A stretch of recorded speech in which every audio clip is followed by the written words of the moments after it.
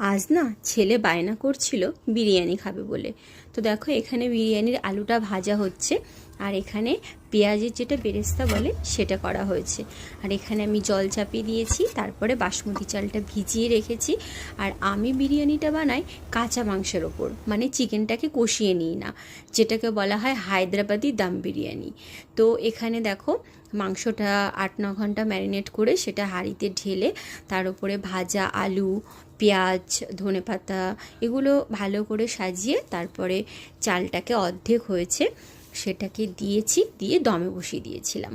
তারপরে সরাসরি একেবারে দেখো প্রায় 40 মিনিট মতো দমে রেখে সেটাকে খুলে তোমাদেরকে দেখাচ্ছি। তো দেখো কীরকম দেখতে হয়েছে বিরিয়ানিটা, এরকম হয়েছে। আর খেতে ছেলে বলল অসাধারণ। আর বিরিয়ানির সাথে ছিল স্যালাড, রায়তা। তো তোমাদের ভিডিওটা কেমন লাগলো অবশ্যই জানাবে। আমাদের বাড়িতে সবাই